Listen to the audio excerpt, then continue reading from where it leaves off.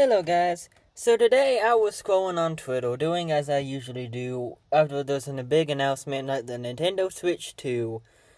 And what I've noticed is something that I was hoping was not going to be the case. People do what they always do. People are defending something that is indefensible.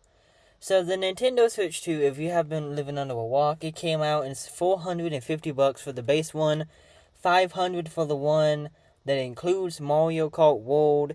Every game going forward is going to be $80, and some are claiming that there's like $90, but like at the same time, that's only for Europe, that's not for America.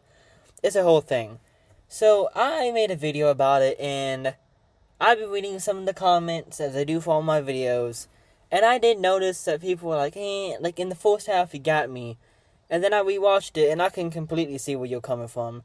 So, because I did not do a good job, like, representing my thoughts into, like, the old part of the video. So let me just, like, go ahead and say it again, but this time make it clear. I understand where Nintendo is coming from, because their entire marketplace for every console has been, even though it's underpowered, like the Nintendo Wii U, the Nintendo Wii, the 3DS, the DS, every single one of them has been underpowered compared to the competition at that time, and they were carried by their video games. And people still bought the hardware, even though it wasn't the best hardware out there, and didn't mind the $60 price. That is what I understand. I can understand them doing that. However, you can understand something and still not agree with it. I do not agree with paying $80 as the new standard and paying $80 for games. This is a luxury item, okay? Because video games are for entertainment and luxury. This is not a need to have thing. So, that's my whole take on it. It's like, that's too much for the games. And personally, I can see it being $450 for the console. That didn't really surprise me. I'm surprised about the $50 part, but not it being $450. Like, I can spend that, and I can spend $50 extra to get the racing game that comes with it, Mario Racing World, Mario Kart World. The other games I don't know about. Now, I have seen people apparently according to GameStop, Nintendo, the pre-orders have been moved to another date because of the tariffs, and people are trying to be like, oh my gosh, I can't believe Trump did that. And it's like, okay, but you guys are the same, but it's the same people that hated the Nintendo Switch 2, but now that they can moan and complain about, well, you MAGA people caused this, it's like, respectfully speaking, the country is way more important than a luxury item like the Nintendo Switch 2. And also, not to get political, but we are only putting tariffs on countries that have tariffs on us.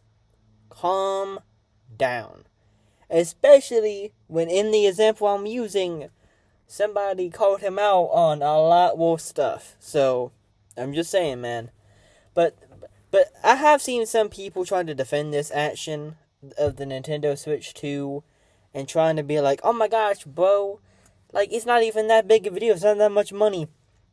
How would you handle it better? And it's like, bro, like what I said before, you can understand where people are coming, you can understand where Nintendo Switch is coming from, and still be like, but at the same time, that's bullcrap, I'm not paying all that money, that's ridiculous. That is way too much money to get to get games.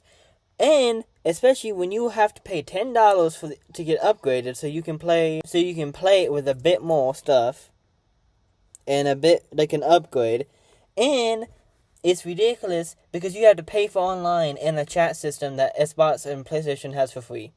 Okay, it's bullcrap. That's all I'm gonna say. It's bullcrap. Now, this is one of those situations where I do not know how Nintendo Switch 2 is going to do. I personally depends on how much it's going to cost after the tariffs, whether I get it or not. Because my whole thing is, these are entertainment products for luxury, okay?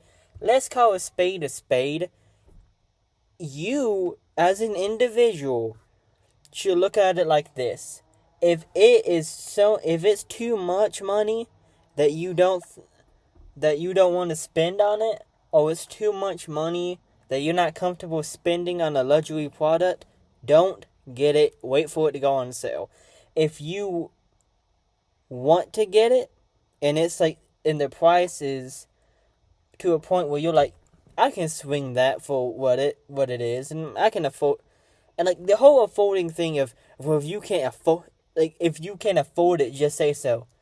That's not the conversation we should have, because honestly, most people can afford them, and not in the way of, oh, I can swing that and still be able to pay for so and so. No, I mean, some people have money in their bank account that they can put in to get the video games, but then might not be able to spend it on food or other necessities, because this is entertainment products. But I'm going on a rant. Point is, you should not be defending the Nintendo Switch 2. That's pretty much it. See ya.